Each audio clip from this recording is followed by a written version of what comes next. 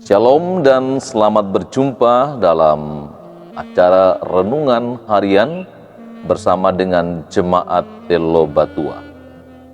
Hari ini kita akan mendengarkan firman Tuhan dari kitab Injil Matius pasalnya yang ke-11 ayat 20 sampai ayat 24. Sebelum kita membaca, mendengar dan merenungkannya, mari berdoa. Terpujilah Engkau Tuhan yang mengaruniakan hari yang baru bagi kami. Hari di mana kami akan beraktivitas dan berkarya. Sebelum kami melakukannya, kami mau melandasinya dengan mendengar firman-Mu, karena firman-Mu itu pelita bagi kaki kami, terang bagi jalan kami. Roh Kudus mampukan kami. Ampuni dosa kami Tuhan dan berfirman-Lah. Kami telah siap mendengar. Di dalam nama Tuhan Yesus Kristus kami berdoa. Amin. Kitab Injil Matius pasalnya yang ke-11 ayat 20 sampai 24 berbunyi. Lalu Yesus mulai mengecam kota-kota yang tidak bertobat. Sekalipun di situ ia paling banyak melakukan mujizat-mujizatnya. Celakalah engkau Korazim, celakalah engkau Betsaida, karena jika di Tirus dan di Sidon terjadi mujizat-mujizat yang telah terjadi di tengah-tengah kamu, sudah lama mereka bertobat dan berkabung. Tetapi aku berkata kepadamu, pada hari penghakiman, tanggungan Tirus dan Sidon akan lebih ringan daripada tanggunganmu. Dan engkau Kapernaum, apakah engkau akan dinaikkan sampai ke langit? Tidak, engkau akan diturunkan sampai ke dunia orang mati. Karena jika di Sodom terjadi mujizat-mujizat yang telah terjadi di tengah-tengah kamu, kota itu tentu masih berdiri sampai hari ini. Tetapi aku berkata kepadamu, pada hari penghakiman tanggungan negeri Sodom akan lebih ringan daripada tanggunganmu. Demikian firman Tuhan, berbahagia kita yang mendengarnya dan memelihara dalam kehidupan setiap hari. Saudara-saudara yang dikasihi Tuhan, teks ini berbicara tentang Yesus mengecam beberapa kota, di antaranya Korazim, Betsaida, dan juga Kapernaum. Tempat-tempat di mana Yesus melakukan banyak mujizat. Bahkan Kapernaum menjadi markas di mana Yesus melayani. Karena itu, kepada mereka yang telah menyaksikan mujizat-mujizat dari Tuhan Yesus dan tidak menerima dan mau percaya kepadanya, Yesus mengecam mereka bahwa tanggungan mereka itu akan lebih parah daripada Tirus, dari Sidon, bahkan kepada Kapernaum dikatakan tanggungannya itu lebih berat daripada Sodom. Saudara-saudara, apa yang terjadi di Korazim?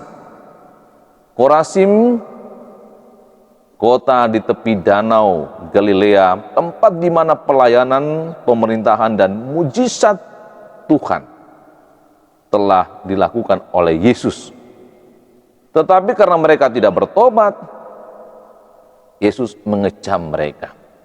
Begitu pula di Betsaida, tempat di mana dikenal sebagai tempat perikanan, rumah tempat mengail.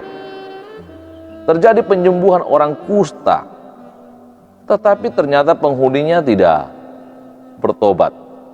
Karena itu Yesus membandingkan dengan Tirus dan Sidon, orang-orang yang dikategorikan kafir, tetapi setelah melihat mujizat, mereka itu bertobat.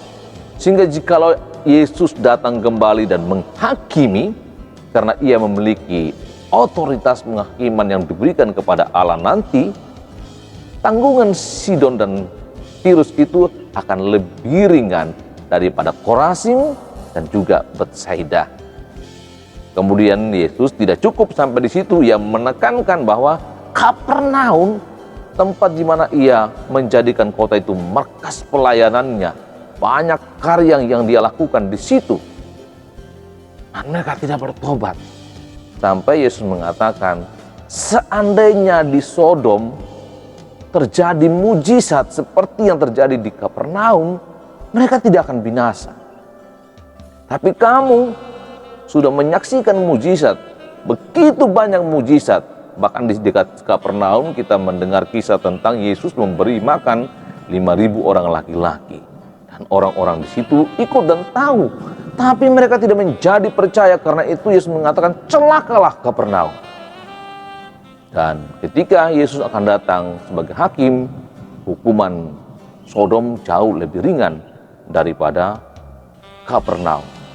Saudara-saudara yang dikasihi Tuhan, mungkin kita juga mengalami banyak mujizat dalam hidup ini, entah kita sadar atau tidak menyadarinya, kita mengakuinya atau tidak mengakuinya.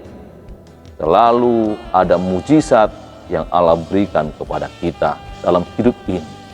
Di balik mujizat yang Tuhan lakukan untuk kita, Allah ingin kita bertobat, meninggalkan cara hidup kita yang jahat, yang tidak berkenan kepadanya, dan berbalik kepadanya. Saya teringat dengan kisah pekabaran Injil di Toraja. Ketika mengenang 100 tahun Injil masuk Toraja, gereja Toraja dan sebagian besar masyarakat Toraja mengakui bahwa ketika Injil datang, banyak berkat, banyak perubahan yang dialami oleh masyarakat Toraja, baik yang tinggal di Toraja maupun yang merantau. Tetapi banyak juga orang yang mengalami mujizat Tuhan, mendukakan Tuhan dengan perbuatan-perbuatan yang menyedihkan hati Tuhan. Kita tetap bersyukur karena masih banyak orang yang juga terus berdoa untuk Toraja, untuk Indonesia. Karena itu saya juga mengamini bahwa jika firman Tuhan ini datang kepada kita seperti kepada Korazim, kepada Betsaida, kepada Kapernaum, bisa saja terjadi bahwa orang-orang yang telah menyaksikan mujizat Tuhan dan tidak bertobat, maka hukuman mereka itu jauh lebih berat dari mereka yang belum percaya kemudian bertobat karena mujizat yang mereka alami. Mari Bapak Ibu Saudara-saudara yang dikasihi Tuhan, kita baharui hidup kita, karena suatu saat nanti kita akan berhadapan dengan hakim yang adil, yang akan menyatakan kebenaran dan memberi hukuman kepada mereka yang pantas menerima hukuman, dan akan menyelamatkan mereka yang bertobat dan berbalik kepada Allah di dalam Yesus Kristus. Amin. Tuhan Yesus memberkati kita semua. Kita akan menaikkan doa syafaat. Mari berdoa. Kami menundukkan kepala dan mengucap syukur kepada-Mu Tuhan atas kesempatan yang indah mendengar firman Tuhan, bahwa Tuhan dapat saja murka, Tuhan juga dapat mengecam, seperti mengecam Korazim, Betsaida, Kapernaum, tempat di mana Yesus bekerja dan menyatakan mujizat. Mereka yang menyaksikan hanya sementara saja percaya, kemudian mereka tidak mengikutinya. Karena itu kami mohon Tuhan, tolonglah kami, agar kami yang telah mengalami pemeliharaan dan mujizat dari Tuhan, tetap percaya kepada Allah di dalam Yesus Kristus, dan setia menuruti kehendak Tuhan. Kami terus bersyukur bersama dengan jemaat Telobatua atas umur yang panjang yang Tuhan anugerahkan bagi jemaat, juga pemulihan bagi yang sakit, penghiburan bagi yang berduka. Dan kami terus berdoa bagi jemaat yang berada dalam pergumulan. Tuhan lepaskan mereka dari pergumulan, terlebih mereka yang sedang sakit, baik yang dirawat di rumah sakit Hermina, di rumah sakit Telamaris, dan di rumah sakit Wahidin. Kami percaya suatu hari nanti mereka akan dipulihkan oleh Tuhan. Engkau memberkati jemaat Telobatua dalam tugas dan pekerjaan mereka, sehingga dapat melakukannya dengan baik dan menikmati hasilnya. Memberkati anak-anak dalam proses memasuki tahun ajaran baru dalam masa pandemik ini. Tuhan, Engkau juga memberkati sahabat-sahabat dunia maya, orang-orang yang mengikuti renungan ini dan turut berdoa agar mereka diberkati dan dilindungi oleh Tuhan, dimampukan berkarya hari ini hingga dapat menikmati hasilnya. Kami juga bawa pemerintah kami ke dalam tangan Tuhan. Tuhan lindungi mereka dan mampukan mereka menjalankan tugas mereka dengan takut akan Tuhan. Dan Tuhan memberkati mereka.